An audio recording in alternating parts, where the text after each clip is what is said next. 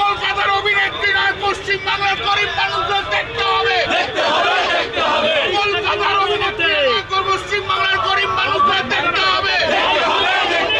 কলকাতার এলিট ক্লাসের দালাল দূর হটো। কলকাতার এলিট ক্লাসের দালাল দূর হটো। এখন কি হবে না হবে তার সঙ্গে যে ক্রিমিনাল অ্যাক্ট হয়ে গেছে তার সঙ্গে তো কোনো কম্প্রোমাইজ করা যাবে না। এর বিচার করতেই হবে, বিচার দিতেই হবে।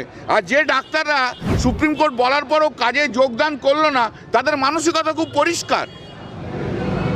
তারা তাদের ইগো, তাদের গো নিয়ে চলছে। তারা বাংলার মানুষের সেবা করতে আসেনি, পরিষেবা দিতে আসেনি। এরা ডাক্তার হওয়ার আনফিট। যারা 1 মাসের ওপর ধরে স্ট্রাইক করে ট্রিটমেন্ট দেয়নি, তাদের ডাক্তার হওয়া করা উচিত নয়। আমি সরকারের কাছে আবেদন করব যে এদেরকে ডাক্তারি পরীক্ষায় বসতে দেওয়া উচিত নয়। এই স্ট্রাইক অবৈধ স্ট্রাইক। ডাক্তাররা যে অমানবিক কাজ করেছে, ডাক্তাররা যে স্ট্রাইক করেছে তা অসাংবিধানিক।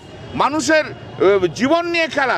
ভারতবর্ষের সংবিধানের 21 ধারাকে লঙ্ঘিত করা হয়েছে। অতএব এর বিচার চাই। ৭৫০০ জুনিয়র ডক্টরদের জন্য যদি রাজ্যের স্বাস্থ্য ব্যবস্থা ভেঙে পড়ে, তাহলে সেই রাজ্যের স্বাস্থ্য ব্যবস্থা নিয়ে আমার কিন্তু খুব প্রশ্ন থেকে যাচ্ছে। আমার মনে হয় উনি যেটা বলেছেন, আন্দোলনটা হওয়া খুব প্রয়োজন। দেখুন, ডাক্তারদের অনেক দিন থেকে অনেকেই অনেক কিছু বলে, আমরা অত গায়ে মাখি না। আমাদের এইসব বিষয়ে প্রতিক্রিয়া দেওয়ার কোনো খুব একটা সময় নেই বেসিক্যালি। কারণ আমাদের যে লেভেলে ডিউটি করতে হয়, যে পরিমাণ পেশেন্টের লোড সামলাতে হয়, সেইখানে আমাদেরকে অনেক কিছু বলে। তো সব কিছু কি আমরা গায়ে মাখি না। এটাও তেমনি, আমরা গায়ে মাখছি না। এইখানে আমার প্রতিক্রিয়া দেওয়ার কোনো মানেই হয় না। কিছুদিন আগে আপনারা দেখতে পেয়েছেন এখানে একজন পুলিশ মহাশয়া, তিনি হঠাৎ অসুস্থ হয়ে পড়েন, তার অ্যাসমার অ্যাটাক আসে। আমরা এখানে তড়িঘড়ি সবাই চেষ্টা করি কোনো মতে একটা ইনহেলার জোগাড় করা হয়, তাকে তার চিকিৎসার জন্য পাঠানো হয় এবং আমাদের এখান থেকে ডাক্তাররা যান যাতে তিনি সঠিকভাবে নিয়ে যান। ডাক্তার কখনো খুনি নন। কেউ কোনো মন্তব্য করে থাকলে সেটা তার ব্যক্তিগত ব্যাপার। আমরা ডাক্তার, আমাদের কাজ চিকিৎসা করা, আমরা সেটাই করছি। প্রাণ বাঁচতে যতটুকু চেষ্টা করা যায় আমরা করছি। আমরা এই আন্দোলনে থেকেও, আমরা রাস্তায় থেকেও আমরা আমাদের দায়িত্ব পালন করে যাচ্ছি, সর্বতোভাবে চেষ্টা করছি। তারপরেও যদি কোনো সাংসদ বা কেউ যদি এরকম মন্তব্য করে, সত্যি আমরা হতাশাজনক।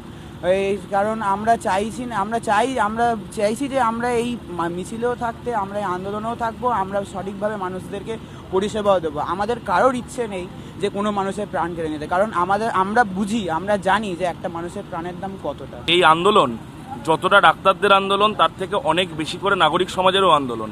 এই আন্দোলন একটা কথা ভেবে দেখতে আমরা অনুরোধ করছি, হাসপাতালের ভেতরে যখন অন ডিউটি ডাক্তার সুরক্ষিত না, হাসপাতালের বাইরে রোগীর যে পরিজন, মহিলা আত্মীয় যখন ত্রিপল বিছিয়ে শুয়ে থাকছেন, তার সিকিউরিটিটা কোথায়? মানুষের এই যে আন্দোলন, এই গণ আন্দোলনের স্পিরিটকে ওনারা অপমান করছেন। আমরা বারবার বলছি, দেখুন, জীবন মৃত্যুর মাঝখানে আমরা দাঁড়িয়ে থাকি। আমাদের খুনি দাগিয়ে দেওয়া একটা রাজ্যের স্বাস্থ্য ব্যবস্থা, টোটাল ডাক্তার সংখ্যার 8% হচ্ছে জুনিয়র ডাক্তার। এই 8% জুনিয়র ডাক্তার কর্মবিরতিতে আছে। তাতে যদি স্বাস্থ্য ব্যবস্থা এরকম ভঙ্গুর হয়ে পড়ে, তাহলে স্বাস্থ্য ব্যবস্থার অরিজিনাল হালটা কেমন?